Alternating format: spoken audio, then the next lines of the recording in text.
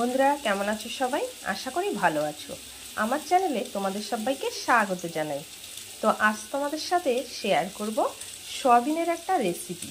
সয়াবিনকে আজ পুরো মাংসর মতো করে বা মাংসর মতোই লাগবে এরকমভাবেই রান্না করব। তো চলো দেখে নাও। আর আমার চ্যানেলে যদি নতুন বন্ধু হয়ে থাকো তাহলে চ্যানেলটি সাবস্ক্রাইব করে পাশে থাকার অনুরোধ রইল। তো দেখো এখানে আমি 100 গ্রাম সয়াবিন নিয়েছি এবং সয়াবিনটাকে জলে 1 ঘন্টা ভিজিয়ে রেখেছি। তোমরা তোমাদের সুবিধা মতো ভিজিয়ে নিও যাতে সয়াবিনটা ফুলে ওঠে এবং নরম হয়ে যায়। আর এখানে দেখো কড়াইয়ে তেল দিয়ে আলুটা আমি ভাজাই বসিয়ে দিয়েছি। প্রথমে আলুটাকে এরকম একটু বড় বড় করে কেটে ধুয়ে আর সামান্য নুন হলুদ দিয়ে ভেজে নিচ্ছি, ভেজে তুলে নেব মাংসের মতো করে। আলুটা ভাজা হতে হতে আমি এখন সয়াবিনের জন্য একটা মশলা রেডি করে নেব। এখানে বড় সাইজের একটা টমেটো কেটে নিয়েছি একটু আদা, কয়েক ক রসুন আর পেঁয়াজ। আর একটা মশলা আমি তৈরি করব, সেটা হচ্ছে কয়েকটা কাজু বাদাম আর 1 চামচ পোস্ত একসাথে বেটে নেব। এইভাবে সয়াবিন রান্না করলে কিন্তু মাংস ফেলে এই সয়াবিন খেতে ইচ্ছে হয়, এত টেস্টি হয়। তো চলো বানিয়ে নিই। তো দেখো মশলাটা কিন্তু এরকম মিহি পেস্ট করে নিয়েছি।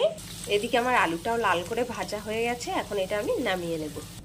এখন আমি এই কড়াইয়ের মধ্যে তেল আছে, আরও একটু তেল দিয়ে দেব। দিয়ে তেলটা একটু গরম হলে ভেজানো সয়াবিনগুলো ভালো করে চিপে জলটা ঝরিয়ে ভেজে নেব।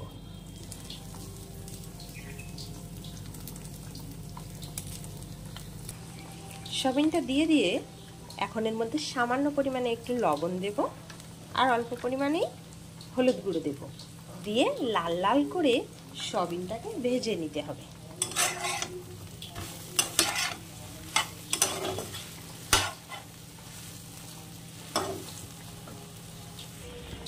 তো দেখো সয়াবিনটাও কিন্তু আমার লাল করে এভাবে ভেজে নেওয়া হয়ে গেছে। এখন এটাও আমি নামিয়ে নেব। এখন পরিমাণ মতো সরিষার তেল দিয়ে দেব। তেলটা ভালো করে একটু গরম হওয়ার জন্য অপেক্ষা করব। তেলটা গরম হয়ে গেলে গোটা জিরে ফোড়ন দিয়ে দেব। দিয়ে দেব গোটা শুকনো লঙ্কা ফোড়ন। তোমরা চাইলে একটু তেজপাতা ও গোটা গরম মশলাও ফোড়ন দিতে পারো, আমি দিলাম না। এখন বেটে নেওয়া সব মশলাগুলো একে একে দিয়ে দেব।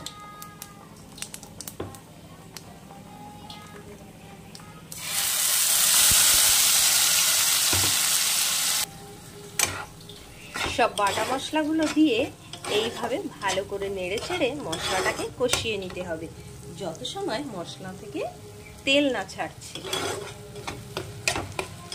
আর কাজু আর পোস্ত বাটাটা শেষে দিতে হবে, কারণ এখন থেকে কষার মধ্যে দিলে পোস্তর টেস্টটাই নষ্ট হয়ে যাবে। এখন এর মধ্যে দিয়ে দেব 1 চামচ জিরের গুঁড়ো আর 1 চামচ লঙ্কার গুঁড়ো। লঙ্কাটা অবশ্যই তোমরা যেমন ঝাল খেতে পছন্দ করো সেরকম দেবে। এর মধ্যে কালার এবং টেস্টের জন্য একটু চিনির ব্যবহার করতে পারো। তো দেখো মশলাটা আমার ভালোভাবে কষিয়ে নেওয়া হয়ে গেছে। এর মধ্যে ভেজে রাখা সয়াবিন আর আলুটা দিয়ে দিলাম। দিয়ে মশলার সাথে ভালোভাবে মিশিয়ে নেব। মিশিয়ে নেওয়া হয়ে গেলে এখন এর মধ্যে পরিমাণ মতো লবণ ও হলুদ দিয়ে দিতে হবে।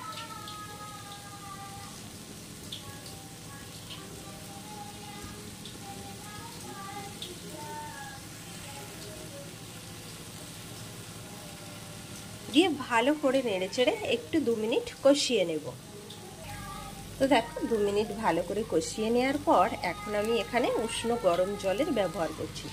পরিমাণ মতো জল দিয়ে নেড়েচেড়ে ঢাকা দিয়ে পুরো রান্নাটা করে নেব। তো চলো শেষ পর্যন্ত দেখে নাও। এইভাবে সয়াবিন রান্না করলে কিন্তু এই টেস্টটা পুরো মাংসর মতোই হয়। আর যারা সয়াবিন খেতে পছন্দ করে না তারাও বেশ খেতে ভালোবাসে তখন,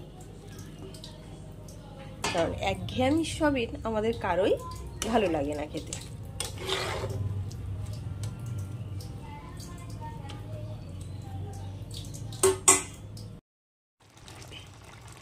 তো দেখো বন্ধুরা সয়াবিনের রেসিপি কিন্তু একদম রেডি হয়ে গেছে। দেখো দেখতেও যতটা সুন্দর হয়েছে খেতেও কিন্তু ঠিক ততটাই সুন্দর। আমার মতো এভাবে একবার বাড়িতে রান্না করে খেয়ে দেখো, তারপর জানিও। তো বন্ধুরা, রেসিপিটি ভালো লাগলে লাইক, কমেন্ট ও শেয়ার করে আমার সাথে থেকো। তোমরা লাইক কমেন্ট করলে আমাদের নতুন নতুন ভিডিও বানাতে আমরা উৎসাহ পাই অনেক। তো দেখো একটু শাহি গরম মশলা গুঁড়ো দিয়ে আর নেড়ে চেড়ে নামিয়ে নিলাম। তো আজ এখানেই শেষ করছি।